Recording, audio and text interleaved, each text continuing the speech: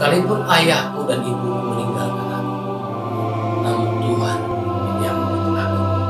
Kembali saya ingin berbagi, menguatkan kita, mengingatkan saudara untuk tetap percaya kepada Tuhan. Hari ini pesan adalah jangan takut. Pesan di awal kita dengar, sekalipun ayah dan ibuku meninggalkan aku, Tuhan menyambut. Ayah saya meninggal tahun 93, dia sudah meninggalkan saya tidak bisa berhubungan kontak lagi dengan dia, tidak bisa telepon, tidak bisa SMS. Mama saya meninggal tahun 2017, saya tidak bisa bersama dengan dia lagi. Mereka sudah meninggalkan saya, mereka meninggalkan kami anak-anaknya 5 bersaudara. Tapi sekalipun mereka meninggalkan kami tidak putus harapan. Ada banyak orang berpikir setelah meninggal orang tua kemana, mau menjadi apa kami? Siapa yang bisa memelihara kami? Siapa yang menanggung jawab kami? Apa yang harus kita bikin? Dari mana lagi gaji? Dari mana lagi uang masuk? Dari mana lagi mulai muncul ketakutan?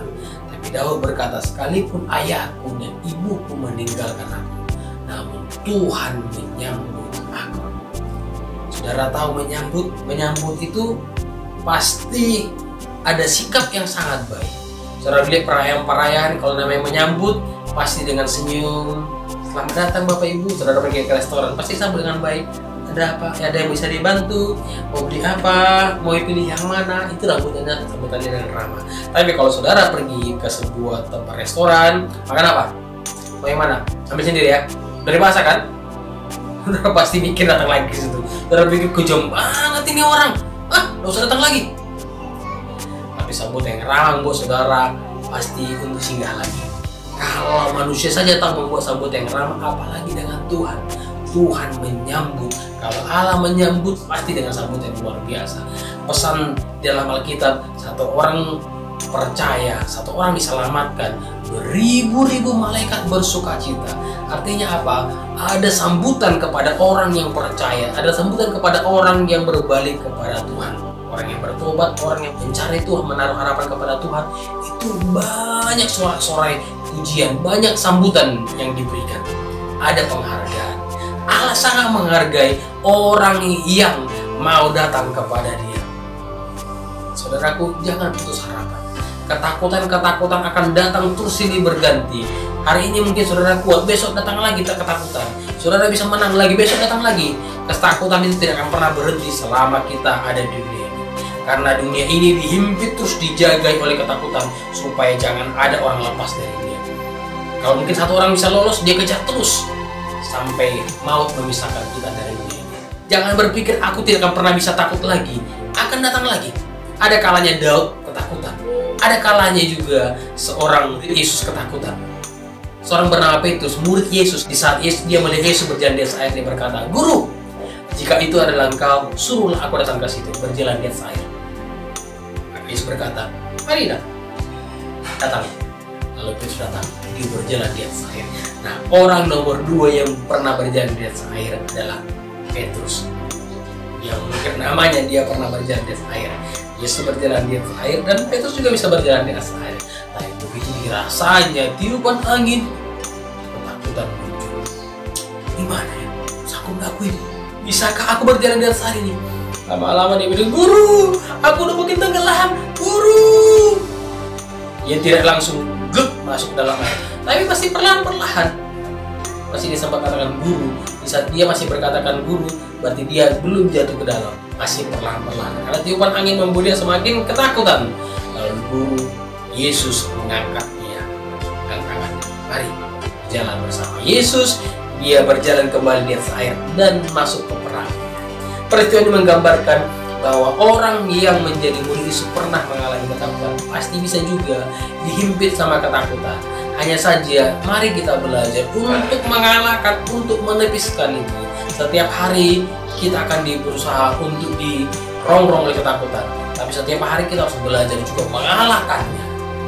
Saudaraku, peperangan kita mengalahkan ketakutan belum berhenti dan belum selesai. Masih ada istilah kalau di film to be continue, nyambung lagi. Datang serangan selanjutnya. Anak itu pasti berpengharapan kepada orang tua. Anak pasti mengharapkan perlindungan dari orang tua. Dia merasa hidupnya aman. Dia merasa terjamin oleh orang tua. Ini menunjukkan Daud di saat dia mengatakan, "Sekalipun ayah dan ibuku meninggalkan aku, jaminan perlindungan dia tidak mendapatkan dari manusia, orang yang sangat dia kasih, orang yang tempat dia bernaung, orang yang melahirkannya, orang yang menjaganya, membesarkannya, itu ayah dan ibunya, meninggalkan dia. Mungkin sudah meninggal atau mungkin orang tuanya tidak suka dengan dia, tidak suka dengan perilakunya, tidak suka dengan tindakannya, lalu orang tuanya meninggalkan dia.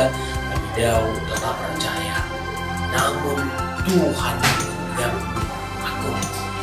Daud menaruh harapannya kepada Allah, percaya Tuhan yang menyambut. Kalau manusia mungkin menyambut mungkin dengan terpaksa, mungkin dengan kamuflase atau pakai topeng, tapi Allah menyambut dengan hati yang tulus. Allah menyambut dengan sukacita. Penerimaan Allah itu tidak ada batas. Allah ada, hadir senantiasa. Itulah sebabnya dinamakan dia Immanuel. Suatu kali seorang nabi bernama Samuel datang ke rumah Isai. Dia berkata, mari kita akan ke rumah, panggil semua anak-anakku. Semua anak-anaknya yang dikeluarkan oleh Isai, tapi tidak ada dipanggil anak yang paling bungsu. Tapi Samuel berkata, ini semua anak-anakmu? Iya. Yakin ada lagi? Masih tinggal satu orang lagi di padang menggembalakan, lagi sibuk dia mungkin kerja. Ini dilupakan oleh orang tuanya dalam hal pesta makan-makan, pemilihan elektrik tidak dipilih. Tapi Samuel berkata, panggil dia, kita tidak akan makan jamuan sebelum dia hadir. Orang tuanya tidak punya dia, tapi Allah bisa menggerakkan seseorang, suara-suara kenabian untuk supaya Daud ingat. Allah punya rencana, Allah punya berbagai cara yang tidak terpikir manusia untuk menggerakkan suatu hal supaya kita bisa diingat manusia. Manusia mungkin bisa melupakan, tetapi Allah punya strategi yang tidak terpikirkan.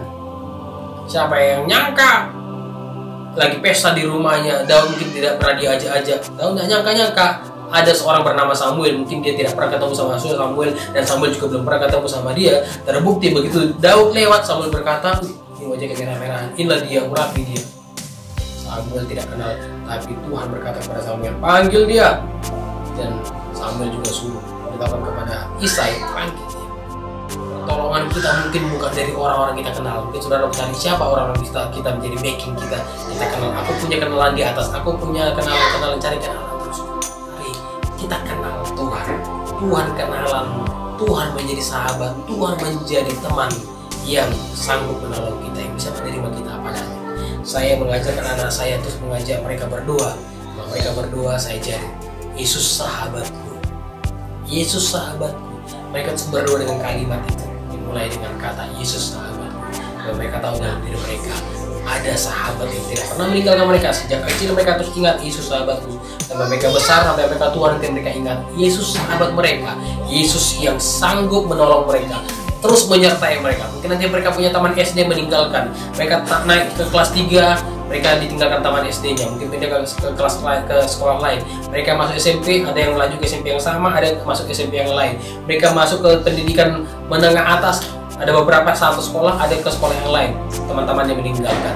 Mungkin ada yang lebih dahulu dipanggil Tuhan. Mungkin ada yang belum menikah, ada yang sudah menikah, lupa. Nah, tapi mereka ingat, mereka kecil sampai masa tuanya, mereka ingat ada satu sahabat yang tidak pernah meninggalkan mereka, yaitu Yesus yang tidak pernah meninggalkan mereka. Karena yang sudah pernah meninggalkan, ingatlah, dia selalu setia menyambut kita. Satu pesan disampaikan dalam Ibrani, I will never leave you nor forsake you. Aku tidak akan pernah meninggalkan atau melupakan.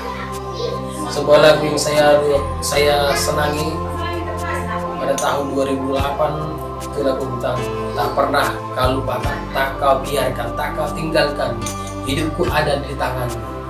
Sebuah lagu yang sangat memberkati bagi saya. Tak pernah kau lupakan, selalu di hatimu. Yesus, kau sahabat setia. Yakinkan Yesus sebagai sahabat kita, sahabat yang setia. Jangan pernah meninggalkan dia, karena dia tidak akan pernah meninggalkan kita. Kita yang terus meninggalkan kita, seperti yang jauh dari dia. Karena ada masalah, lupakan dia.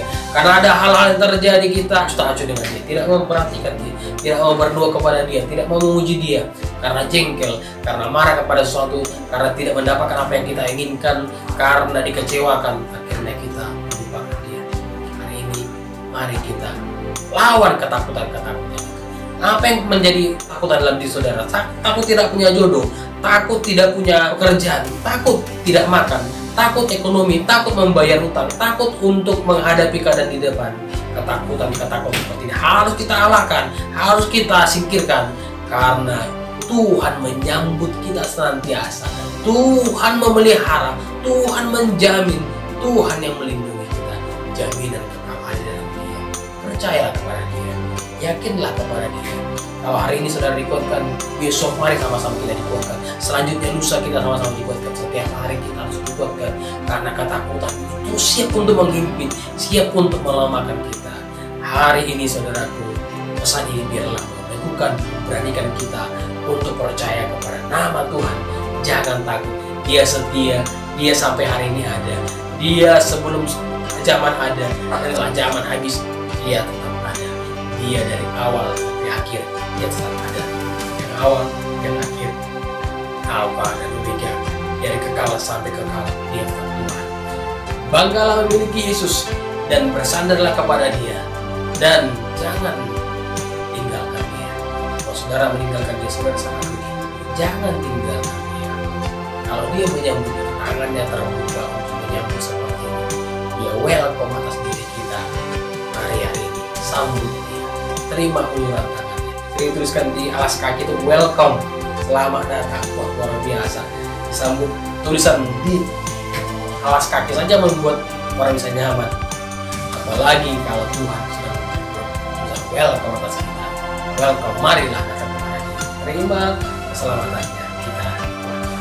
Selamat menjalani hari. Pesan ini kiranya menjadi dua bijak, menjadi mendorong motivasi kita menjalani hari. Selamat berjuang mengalahkan ketakutan. Haleluya.